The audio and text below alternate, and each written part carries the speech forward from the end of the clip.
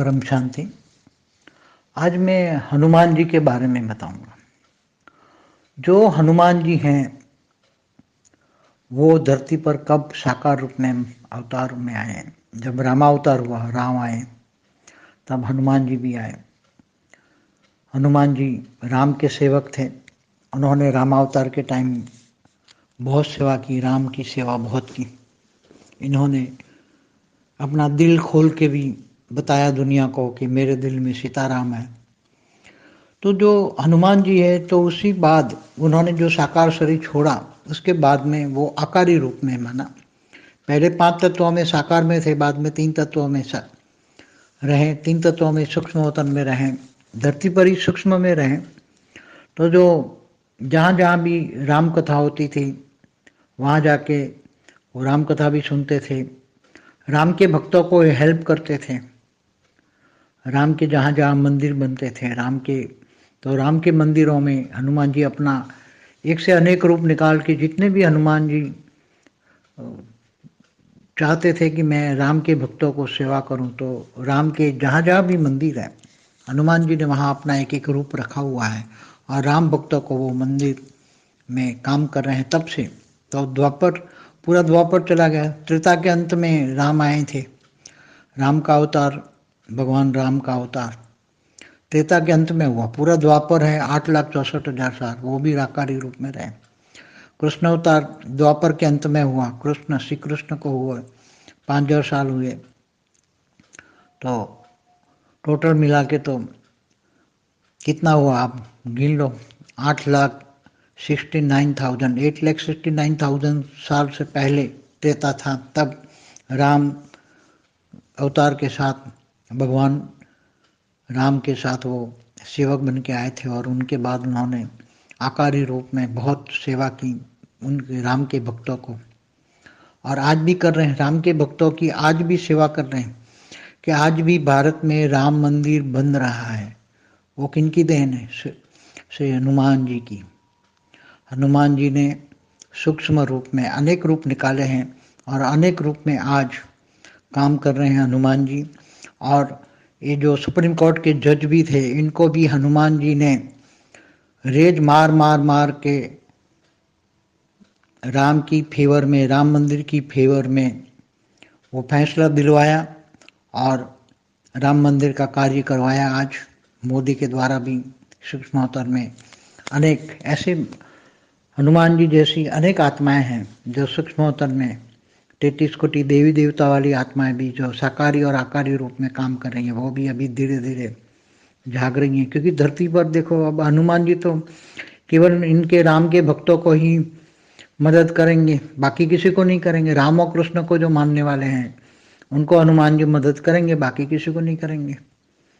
तो मगर धरती पर तो आज 800 करोड़ पब्लिक है, उनमें अनेक धर्म मठ पंथ संप्रदाय है। उसमें 800 करोड़ में तो 250 करोड़ तो क्रिश्चियन है, 160 करोड़ मुसलमान है, हिंदू तो 110-15 करोड़ है सारी धरती पर।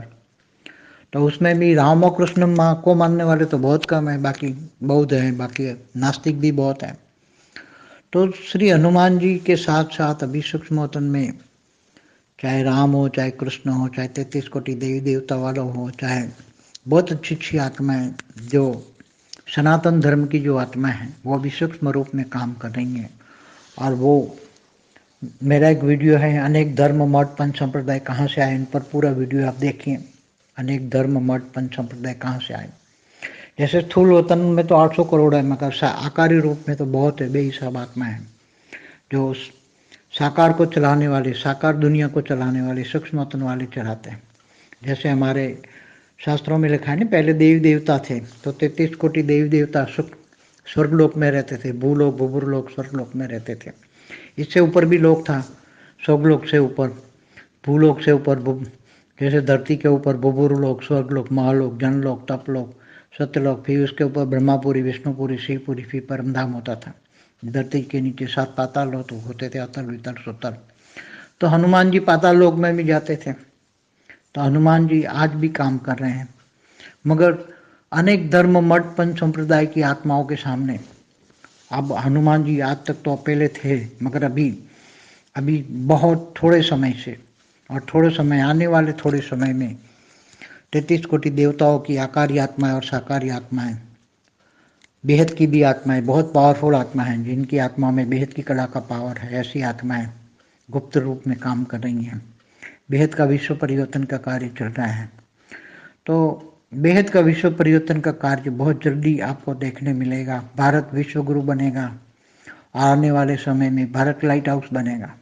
और धीरे धीरे जितना आज अशांत देखते हैं भारत में, जितने महापापी हैं, भ्रष्टाचारी, आतंकवादी हैं, वो सब धीरे धीरे धीरे शांत हो जाएंगे और अपनी सजाएं खाएंगे। भ्रष्टाचारी हैं वो सब सजा खा के सुधर जाएंगे। पापी महापापी भी धीरे धीरे परम शांति के वाइब्रेशन से धीरे धीरे शांत हो जाएंगे। और अति हो गया अभी धरती पर, तो अति होता है तो परमात्मा का कहीं न कहीं अवतार होता है, क्योंकि परमात्मा ने वादा किया है, यदा यदा हि धर्मस्य ग्लानिर्भवति भारत अभ्युत्थानम् अधर्मस्य तदात्मानं सृजाम्यहम्। तो धर्म ग्लानि के टाइम पर परमात्मा कहीं न कहीं गुप्त वेश में काम करते ही हैं। तो कहीं न कहीं तो भारत में भगवान आते ही हैं। अब भारत में भगवान आएंगे तो भारत विश्व गुरु बनेगा, भारत सतोप्रधान बनेगा, भारत में परम लाइट होगी, भारत से ही शांति होगी। सारी दुनिया की नज़र अब धीरे धीरे भारत की ओर होगी और भारत लाइट देगा, भारत सबको परम लाइट देगा और सारी धरती पर आगे चलकर एक बहुत बड़ा विश्व परिवर्तन का पाठ चलेगा। सारी आत्माओं को धरती पर और साकारी और आकारी आत्माओं में जितनी भी आत्माएं हैं उनको मुक्ति, जीवन मुक्ति का पाठ चलेगा। आत्माओं को मुक्ति मिलेगी और जीवन मुक्ति मिलेगी। जो पावरफुल आत्मा है इनको जीवन मुक्ति, जो ज्ञानी है ज्ञान से परमात्मा को जानते हैं। गीता में कहा है ना, तो मुझे आत्मस्वरूप बन, मुझ परमात्मा को याद कर। तो परमात्मा को जानने वाले, गीता सर्वशास्त्र शिरोमणि है, गीता हमेशा पढ़नी चाहिए, गीता में बहुत ज्ञान है। तो आने वाले समय में ज्ञान धीरे धीरे प्रकट होगा, ज्ञान से योग लगेगा, योग बल से आत्मा परमात्मा से योग लगाएगी और परमात्मा से पावर हाउस से कनेक्शन करके पावर लेगी, आत्मा में पावर आएगी। और आत्मा में जो पावर आएगी तो भारत के अंदर 33 कोटि देवताएं जागरूक होंगे, भेद की आत्मा जागेंगे आगे आने, और बहुत जल्दी भारत विश्व गुरु बनेगा। बहुत जल्दी, जितनी अशांति आप आज देख रहे हो इससे कई गुना धीरे धीरे जो नेगेटिव जो आत्माएं हैं, जो असुर है, आसुर वृत्ति वाले हैं, जो भ्रष्टाचारी है, पापाचारी, अत्याचारी है, वो धीरे धीरे कुछ सजा खा के सुधरेंगे या तो धीरे धीरे अपने आप को ही, क्योंकि परम शांति के वाइब्रेशन इनको धीरे धीरे सुधारेंगे और धीरे धीरे अपने आप को ही सिर पे मारेंगे। लोग सच बोलने लग जाएंगे, अपने आप को ही बोलेंगे। तो हनुमान जी सूक्ष्म में भी काम कर रहे हैं, राम और कृष्ण सब सूक्ष्म जगत में बहुत अच्छी आत्माएं भी ऊपर से लोक में से उतर रही हैं और धीरे धीरे भारत में सतोप्रधान वायुमंडल बनेगा। परम शांति।